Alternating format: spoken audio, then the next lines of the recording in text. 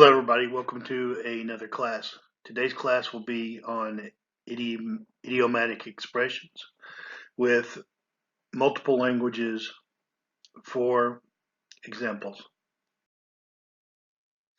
A hot potato.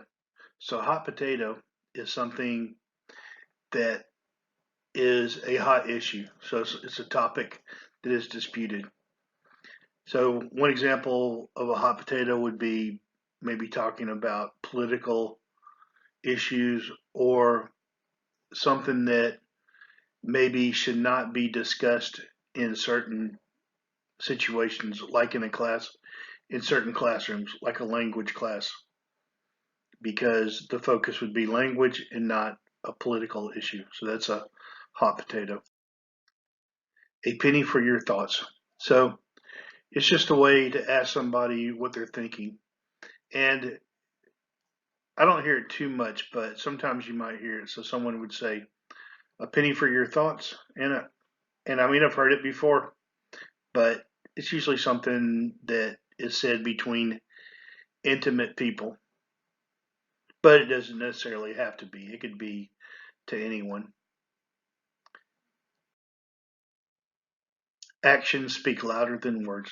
So if I were to say that I'm going to teach a class on idiomatic expressions, but I never did, then my actions would speak louder than my words.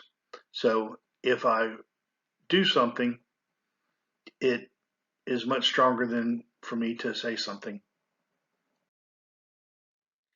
Add insult to injury. So if if for example someone were to fall into the street or fall into the mud, and then someone else would laugh at them or make a joke about a problem that someone had, that would be insult to injury.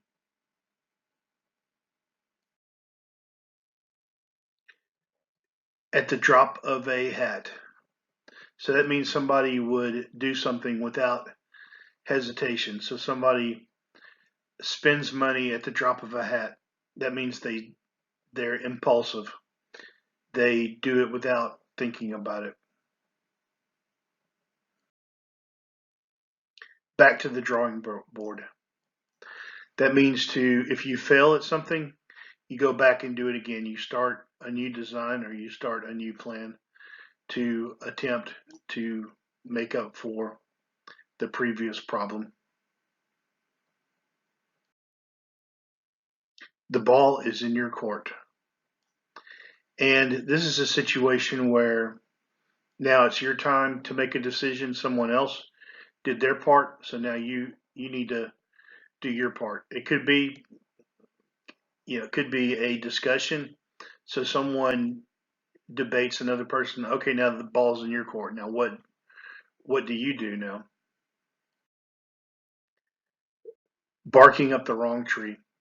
So if you're accusing the wrong person, and I've said this before, or I've heard somebody say this before, if I asked them if they were the one who did something, and the expression would be, "Oh, you're barking up the wrong tree. I didn't do it," and that would be the expression.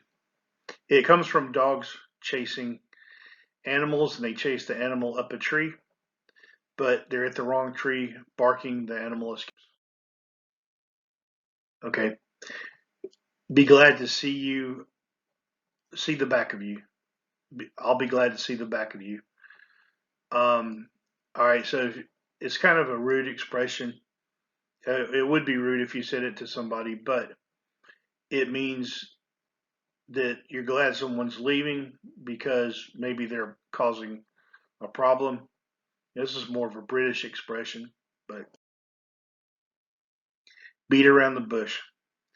Now, this one could be used a lot. If someone is indirect and they're asking you questions, but they're not getting directly to the point, then you would say, well, stop beating around the bush. Stop beating around the bush and get to the point. Get to the main point. Best of both worlds. So So there's several advantages. So if you are involved in a situation where you have great options, great opportunities, you could say the best of both worlds. Multiple opportunities. You take an option that's the best one.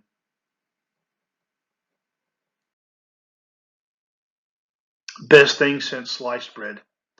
So it's a good invention, good idea, something that works good. If you buy a product and it really works good, you could say, well, that's the best thing since sliced bread.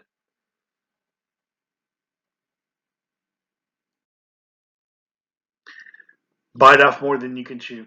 So of course it comes from if you were anybody who has eaten a steak and you bit off a large piece of steak and you had a hard time chewing it, or it's more than you could possibly chew inside your mouth.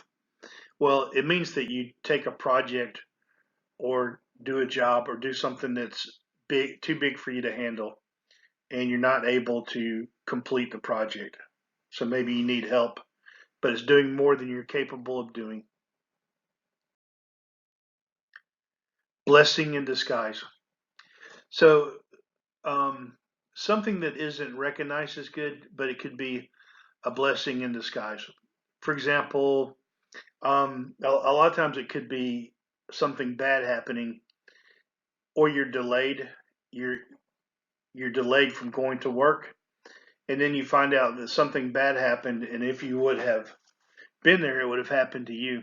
And it could be an example of going to a situation where an area is in danger, and you have an automobile accident, and you don't make it to the location, and you find out that if you would have gone, it would have been worse.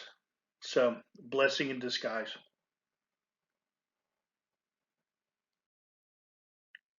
Um, burn the midnight oil. This is working late, working many hours, and of course, it comes from the expression before electricity was invented. So, burning the midnight oil. If you're working late, you're burning the midnight oil. Can't judge a book by its cover. So, if you look at a person and you see, well, that person looks like a bad person. You cannot judge a book by its cover. I had a friend that was always being judged as a bad person, and he was actually a very good person. Had a very successful career. Now he's in a very good position, but people always thought that he was bad, and they judged him badly because of his appearance. And because he was skinny, he just looked bad, but he wasn't. He was a good guy. Caught between two stools.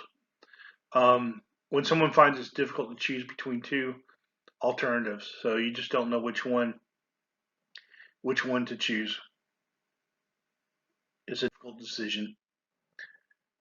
Cost cost an arm and a leg. So that's just something that is very expensive. It is really expensive.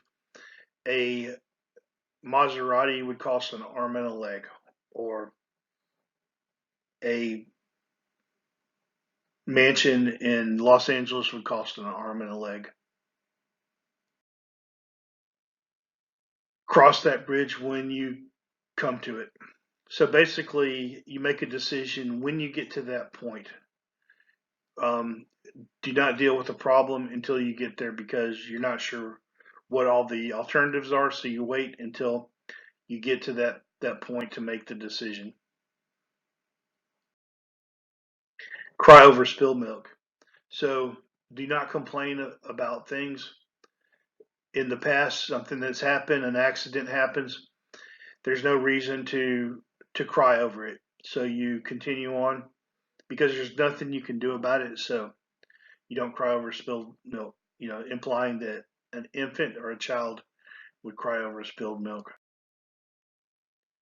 Curiosity killed the cat. So um, being too inquisitive could lead into a bad situation. Sometimes you don't want to stick your nose into everybody's business because it could result in a problem. Cut corners when something needs to be done when something's done badly to save money. So if you hire a contractor to build a house, they cut corners. So basically, they do a bad job to save money. Cut the mustard, possibly derived from cut the mustard. But anyway, it is to succeed, to come to expectations adequate enough to compete or participate. So cutting the mustard would be a situation where you're able to get to a point of, like, for example, to become in the Marines, you have to complete several exercises and complete several steps to be able to achieve that position. And in order to get there, you have to cut the mustard. You have to complete the expectations, the test, everything. Cut the mustard. Devil's advocate. That means you represent an argument from the other side. So you look at a point and you say, well, let's look at it from the other point, and that's where you're taking the opposite point and becoming the devil's advocate to analyze something in the most logical manner, positive. Well, why would a counter argument be important? Well, it would be important in order to understand all alternatives, just to see if you can defeat your own argument. If you can defeat your own argument, then it may not be a valid point. Don't count your chickens before the eggs have hatched. Or some people might just say, don't count your chickens before they're hatched. And basically, don't make plans for something that might not happen. So you always make decisions once you have it. I mean, of course, you don't want to sell your chickens before the eggs are hatched because they might not hatch, and then you would have to give the money back. One expression. Don't give up your day job. So if someone is trying to do something that they're not good at, like maybe singing, or it could be anything. But if someone tries to do something and they're badly at it, and usually people joke when someone sings and they do a bad job at it, and they'll tell them, well, don't give up your day job. And I think it mostly does go to the acting and music industry, of people trying to get into the music industry, but they're not very, I mean, they could be successful at it, but sometimes it takes people a long time, and they have a day job while they're working in the music industry or the acting industry. Put all your eggs in one basket. Don't put all your eggs in one basket. So that basically means to diversify, and don't put all your resources in one possibility. If you invest, you diversify your investments. If you have, you might want to, if you're in business, you might want to do different services, multiple products, in case one fails, you have another one. Have multiple customers in case some of your customers leave, you have others there. Drastic times call for drastic measures. So when things are tough, difficult situations, you have to act drastically. You have to make tough decisions in tough times to be able to compensate for bad situations.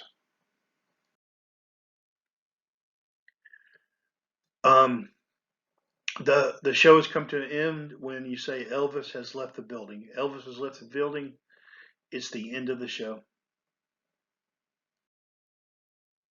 Every cloud has a silver lining. So whenever there's a bad situation, it's always good to be optimistic, because every time there's a bad situation, there's always something better.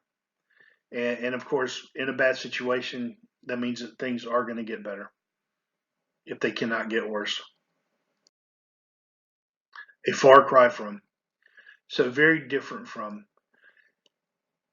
It is, this is a far cry from what really happened. Or if someone tells something, a story that happened in a different way, then you would say, well, that's a far cry from the truth. It did not happen like that. That's a far cry from a a real house. Someone builds a really bad house. That's a far cry from a good house. Feel a bit under the weather. So not feeling good, sick, maybe with the flu. It doesn't necessarily have to be the flu, but anytime you're not feeling good, it could be due to some sort of symptoms. I feel a bit under the weather. I think I might not go to work today. Give the benefit of the doubt. So if you're not sure about something, someone tells you something and they don't have proof, and you might say, "Well, I'll give you the benefit of the doubt, just because, um,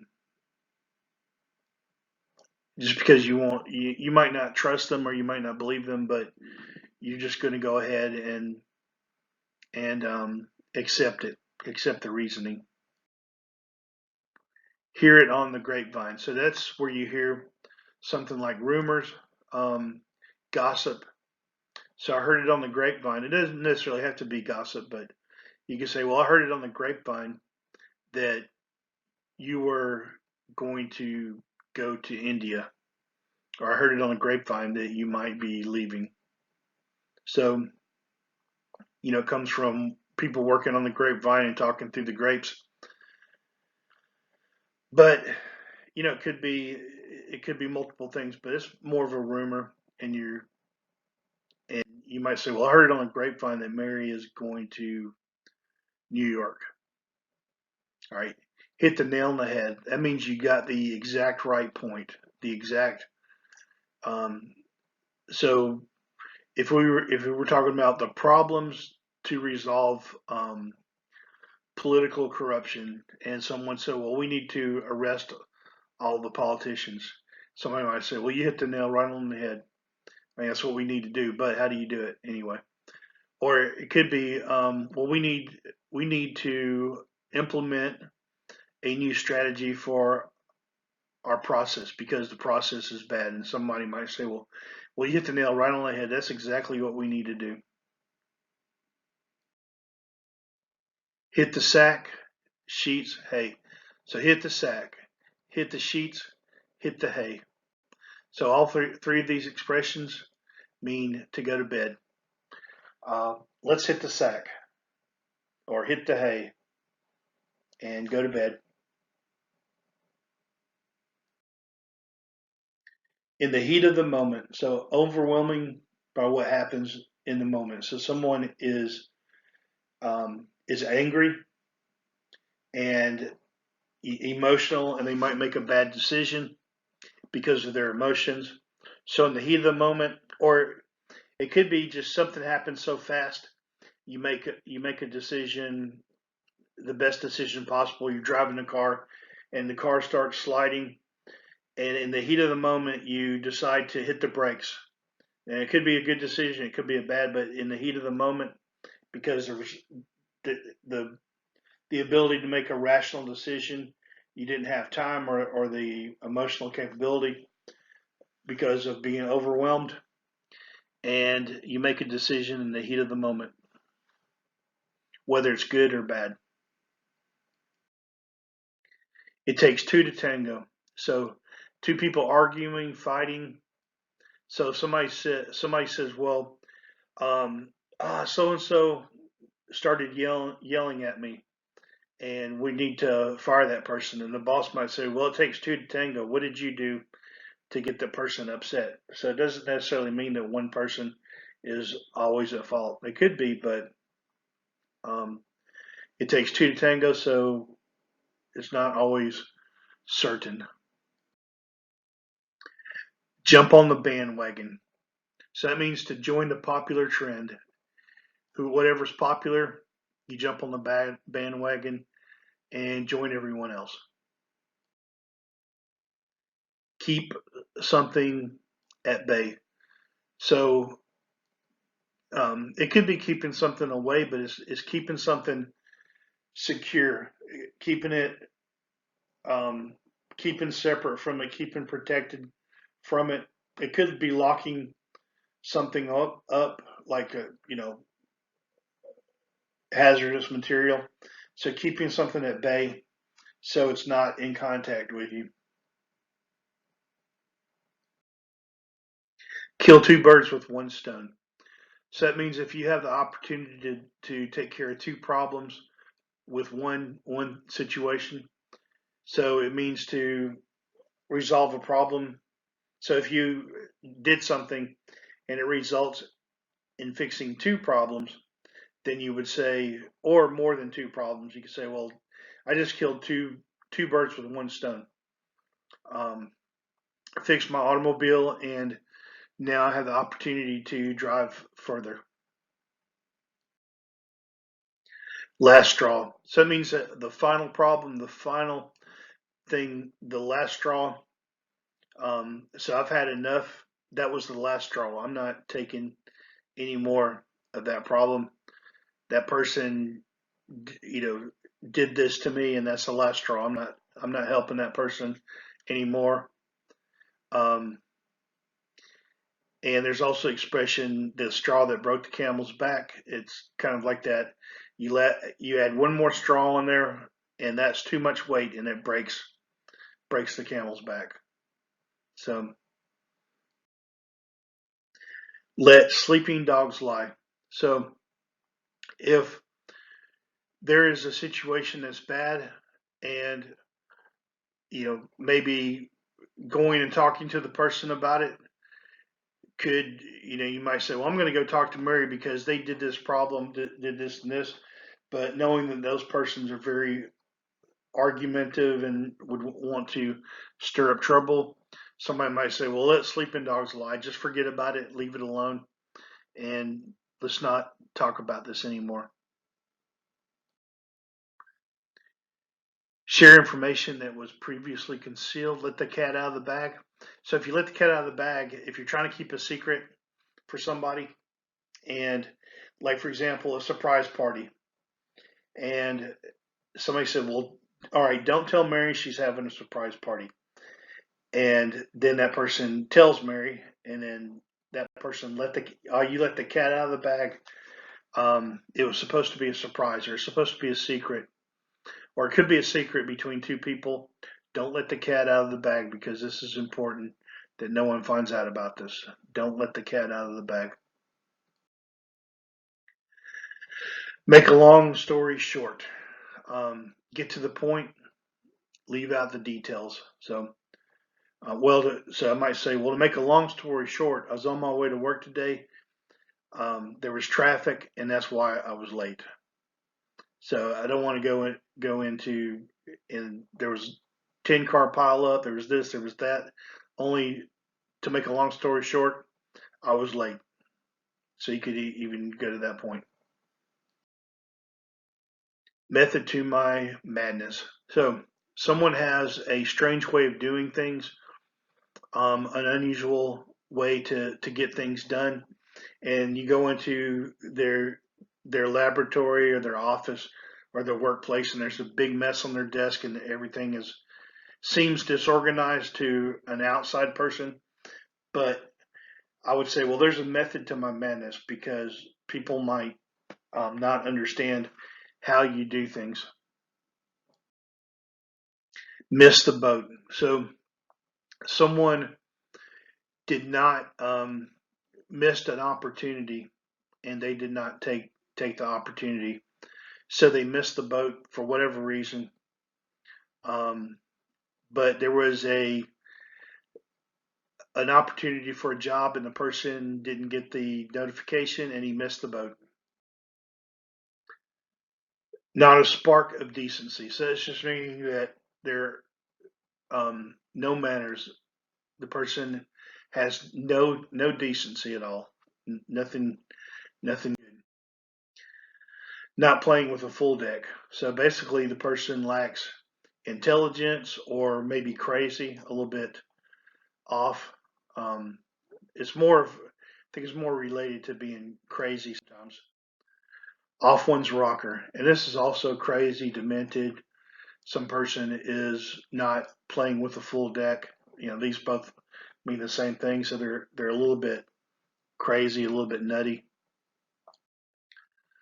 On the ball. So that means the person is very good at what they're doing. The person is understands the situation, has everything going well. A project. That person is on the ball, has everything organized and going well. Understands the situation on the ball.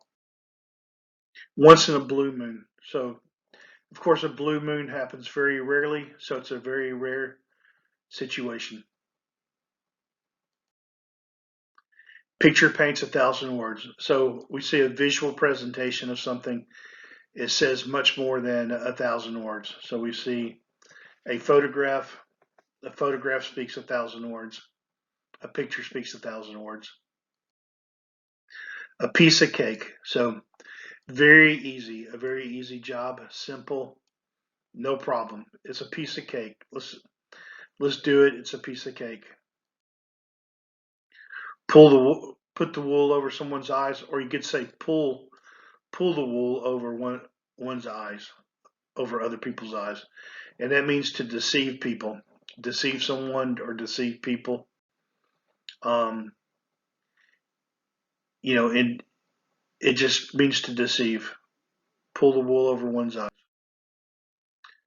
See eye to eye, so that means have an understanding, agree on something. So we see eye to eye. We were disagreeing, but now we see eye to eye. Sit on the fence. So that means you cannot make a decision, not able to, does not want to choose or make a decision. So you're sitting on the fence, you don't want to go to either side. Stop sitting on the fence and make a decision. Speak of the devil. So you could be speaking of a person and that suddenly that person walks into the room and then you would say, speak of the devil, we were just talking about you. It's not a bad thing. It sounds like it is, but it's not really. So it's like you just happen to be talking about them and they show up, and it's usually an unusual situation. Just rare that this person would show up, especially when you're talking to them, talking about them. Steal someone's thunder. So someone does something good, and another person takes the credit for it. So you steal their thunder. So an employee does a great job, creates this project, but his boss gets all the glory. That's stealing the employee's thunder, which probably happens a lot.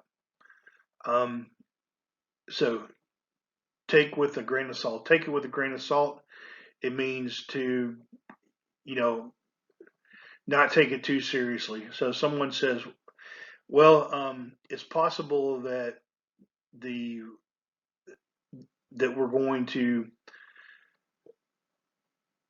maybe align with another company or we're going to join another company, but take it with a grain of salt because it's not, we don't know yet.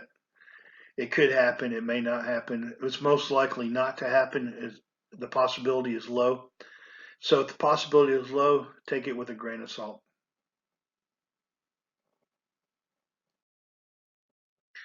Taste of your own medicine. So a person that does something to bad to other people and then it backfires on them, it is having a taste of your own medicine. So someone that is always maybe accusing people all the time, and then they suddenly get accused. They say, "Well, now you're getting a taste of your own medicine." expression, to hear something straight from the horse's mouth.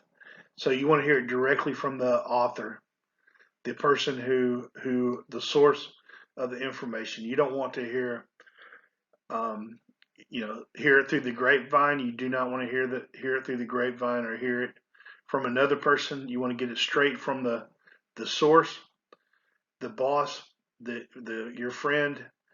Um, you know, so you can say, hey, somebody told me that you did this. I want to get it straight from the horse's mouth. What really happened? And you want to hear it directly from the person.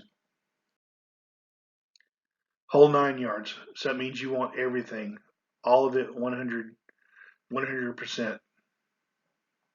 And I don't know why it's 9 yards instead of 10 yards, but the whole 9 yards. Would never like to do something. Wouldn't be caught dead. So it's something I would never be caught dead doing that. I would never be caught dead um, going to that place or going to the person's house. It means it's something you would absolutely never do, and you would not want to be caught doing that, even if you were dead. So something really bad or something that you're completely against. I would never be caught dead stealing from a store or doing something bad. Your guess is as good as mine. So I'm not sure. I don't know. I don't have the answer. So your guess is as good as mine because I don't know.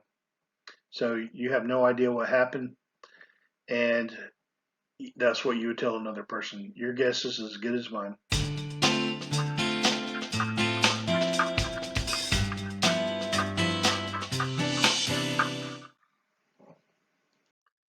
All right, guys. I hope you liked the lesson. Email me at mark@el4e.com and make sure you click like on YouTube or also Facebook. If this is on Facebook, click like and also join the group. Or you could also sign up for more videos. But I hope you liked the video, and there will be more. So sign up to get more videos and learn more English.